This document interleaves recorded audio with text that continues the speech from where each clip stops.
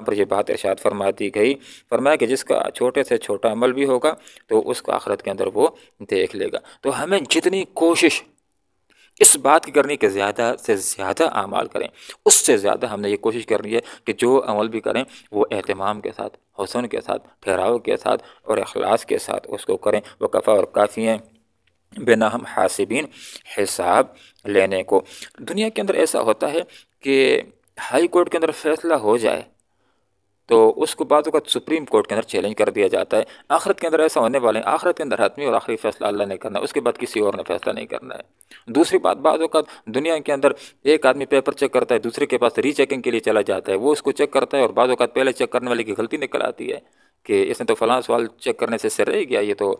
پاس بنتا تھا طالب علم اور اس کو فیل کر دیا گیا۔ تو آخرت کے اندر نظر ثانی کی ضرورت بھی کوئی نہیں ہوگی، اس لیے کہ وہاں پر فیصلہ کرنے والا کوئی اور نہیں ہوگا، اللہ رب العالمین ہوگا، اور اللہ وہ ذات ہے کہ جس سے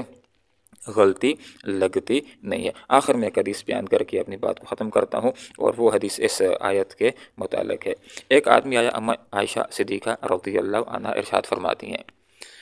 آپ صلی اللہ علیہ وسلم کے پاس آیا اور اس نے کہا، اللہ کے رسول، میرے کچھ غلام ہیں، میرے ساتھ خیانت کرتے ہیں اور جھوٹ بولتے ہیں، اور اس کے بدلے میں ان کو گالیاں دیتا ہوں اور مارتا ہوں، یہ میرا عمل کیسا ہے؟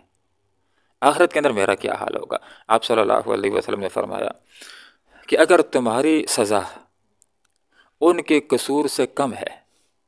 تو تمہیں اجر ملے گا، اور اگر تمہاری سزا ان کے قصور سے زیادہ ہے تو تمہیں زیادتی کا بدلہ دیا جائے گا، تم سے زیادتی کا بدلہ لیا جائے گا، تمہیں اس کے بدلے میں آخرت میں سزا کھانی ہوگی، اور اگر تمہاری سزا اور ان کا قصور برابر ہے تو تمہارے لیے نہ ثواب ہے نہ عذاب ہے۔ اس شخص نے یہ سنا تو رونے لگ گیا، تو آپ صلی اللہ علیہ وسلم نے اس سے فرمایا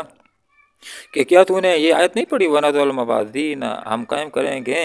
ترازو کو ٹھیک ٹھیک تولنے والے لیوم القیامہ، قیامت کے دن بالکل وہاں حساب کتاب برابر ہو جائے گا۔ تو پھر اس آدمی نے کہا کہ میرے حق میں یہی بہتر ہے کہ میرے اور میرے غلاموں کے درمیان جدائی ہو جائے، اور پھر کہا کہ میں ان کو آزاد کرتا ہوں۔ یہ بات بھی ہمیں مسئلہ سیکھنا چاہیے کہ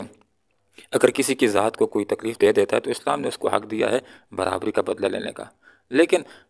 بدلہ برابری کو اگر زیادہ لے لیا تو پھر یہ خود گناہ گار ہو جائے گا، خود مجرم ہو جائے گا۔ اس لیے آپ صلی اللہ علیہ وسلم کی تو ہمارے سامنے یہ سنت ہے کہ آپ صلی اللہ علیہ وسلم نے اپنی ذات کے لیے کبھی بدلے نہیں لیے ہیں،